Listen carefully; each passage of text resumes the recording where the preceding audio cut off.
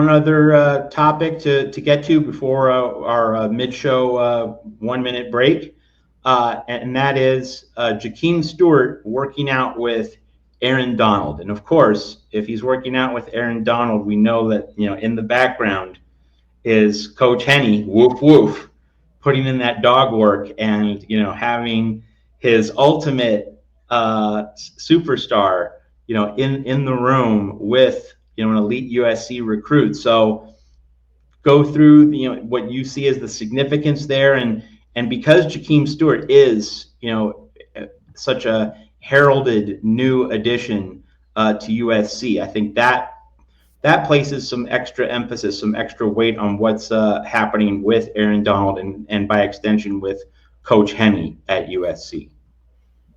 Yeah, I think with Jahkeem Stewart probably gets a little bit less of the hype that he should, just because a lot of focus is on the 2026 class and what could, a lot of the hype, especially given it's the off season and we're not quite ready for football in 2025 yet. People are hearing a lot of news about the 2026 recruiting class, so they're getting excited about that and kind of overlooking the 2025 class. But Jahkeem Stewart is, there's not a ton of guys in the 2025 class who match up with the guys that we're getting in 2026, but Jahkeem Stewart is definitely one of them. He's a super exciting guy for us to have at USC for sure. He was, top player in Louisiana, number one defensive lineman in the country. So, and that was obviously a big issue last year. We've talked to, kind of a big extent on the show about how the defensive line has struggled in recent years and the offensive line has struggled. And that was a big thing we talked about with the strength coach change and just general competitiveness in practice and, working on the size, competing with the size difference that's in the Big Ten compared to the Pac-12. And so I think that he's a guy that should have a little bit more of USC fans' excitement. And I think it's a great sign that before he's even played a, down of college football, he's working with one of the greatest, if not the greatest defensive lineman to ever play the game. I mean, anytime you can get one of your youngest guys who you're just starting to develop in a room with one of the greats, that's something that you want to do immediately and want to be all in on. And I think that is the connections that Coach Henny should be using. I mean, he's a guy who worked in the NFL and worked with the Rams. And so anytime he can get these NFL guys to kind of inspire his younger guys and help develop his younger guys and help kind of give his younger guys a vision of like, this is what we want you to be like. We want you to have, because why shouldn't Jahkeem Stewart shoot for having Aaron Donald's work ethic and Aaron Donald's workouts and and eventually one day Aaron Donald's career? It's something that there's no harm in him having a really big kind of aspirations in that regard. So I'm really glad that Coach Henny kind of facilitated that. And I hope that we see a lot more of that, a lot of him bringing in some of his top guys that he had on defense there in LA. And I mean, it's so close too. It's LA. I mean, these connections should exist. So I'm glad to see that it's happening for sure. And I hope that Aaron Donald can pass on at least a couple of tips to Jahkeem Stewart, because he's an exciting young talent and a guy to watch this fall for sure. So in terms of USC's 2025 team, and folks, obviously we're going to be discussing more about the 2025 season as we go along. It's pretty slow right now, and of course, the main story surrounding USC football this year has not been 2025. It's been the 2026 recruiting class. So, like on an objective level, just like in terms of news value of stories, items pertaining to the 2025 team roster season, they just haven't gained top billing. But we assure you, we're going to be talking about 2025 as we get into the summer, as we get into late June, early July. We have Big Ten Media Days in the middle of July, so just over like 5-6 weeks from now. And like then it'll feel like the 2025 season. But for now, we've still been talking mostly about 2026. But Ethan, let's now get into a 2025 talking point with Jahkeem Stewart. And that talking point is this. USC did not have an especially good defense in 2022, but for all the weaknesses of that 2022 defense, you did have a home wrecker Tuli Tuipulotu. Like, you did have one guy who was an absolute beast, and USC does not make the Pac-12 championship game.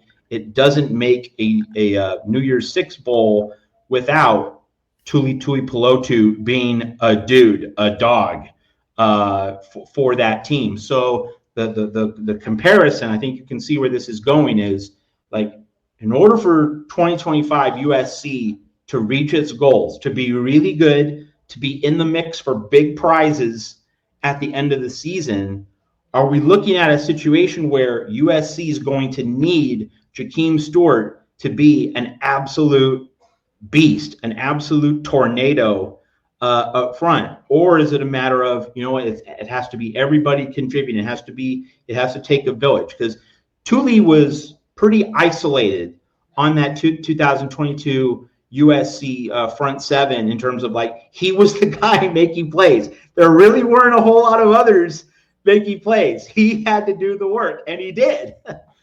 Does USC have to have that one guy, or is it more realistic to think, it has to be a committee approach? How do you tackle that question? I think it would be super advantageous for USC to have one guy on the defensive line that is that home wrecker. I don't think if you're a USC coach, you're telling Jahkeem Stewart that you're going to make him that guy, or that he has to be that guy, because I think that with the defensive line, there's a lot of guys who have a lot of size and have a lot of seemingly natural talent and just haven't shown it at the collegiate level yet, or are young, or just committed, like Jahkeem Stewart. So I think you're hoping that at least one of those guys pans out and becomes an elite defensive lineman. I don't think it has to be Jahkeem Stewart, because I think that there's potential for other guys to take on that role. I mean, you've seen flashes from Cameron Fountain. You've seen the Jamal Jarrett commitment. They, got some other guys as well, such as the guy from, I'm forgetting his name, but he's from Kentucky. So lots of different defensive linemen that could potentially fill that role. And yeah, I mean, on Tuli, he was kind of the guy that was a tough year for the defense. They didn't play a lot of great offenses, and so he was kind of able to make his presence known.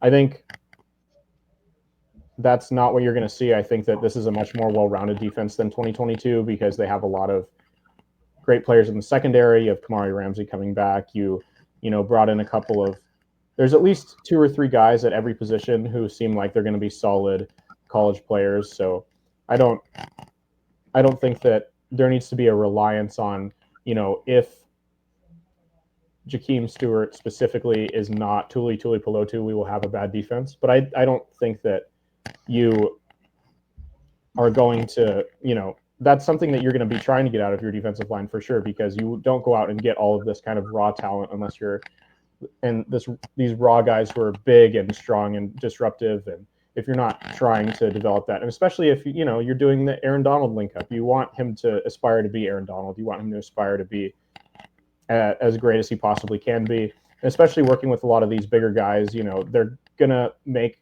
Big Ten offensive linemen have their hands full. So if he can kind of sneak through some of the windows that are created by these big defensive tackles that USC's been, bringing in, then, great, all power to him, and all power to the USC defense for sure.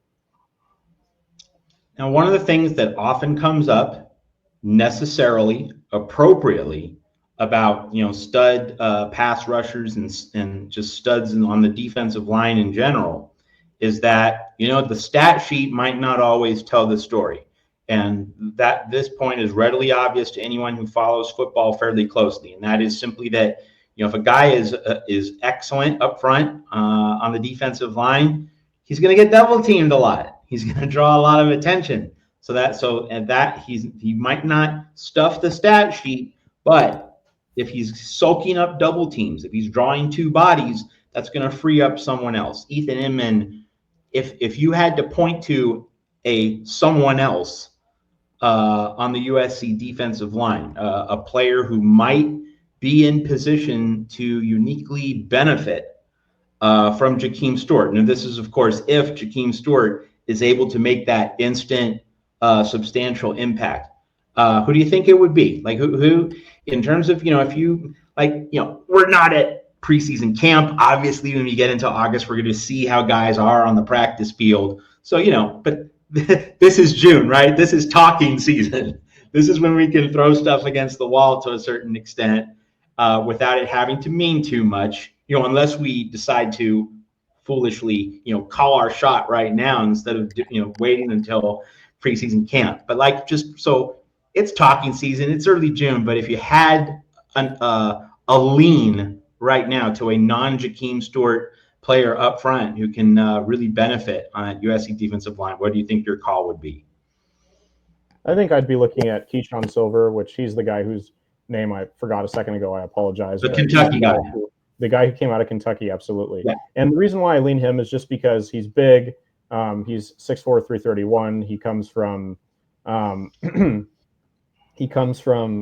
Kentucky, like we said. He's got a lot of experience. He's a redshirt senior now, so he kind of knows what it takes to be at the collegiate level. And I just think that, especially if they're focusing on Jahkeem Stewart, he's a defensive end. They're going to focus a lot of more attention on the outside. It's going to allow a guy like Keyshawn Silver to kind of squeeze through the middle if, the guard and the tackle are both focused on Jahkeem Stewart. So, and that'll be really helpful in the run game too, obviously, because the reason why you get those big tackles is to stop the run. So that would be ideal, because, a lot of the frustration last year was not giving up big pass plays necessarily, but giving up big run plays to teams like Michigan at the end of the game. So you want guys in the middle who are, not only look big and intimidating, but actually get to the runners in the backfield and, consistently plug up the middle of the line, because guys shouldn't be able to just run up the middle and run 80 yards for a touchdown, in a big game like the Michigan game or games like that. So I would hope that guys like Keyshawn Silver are going to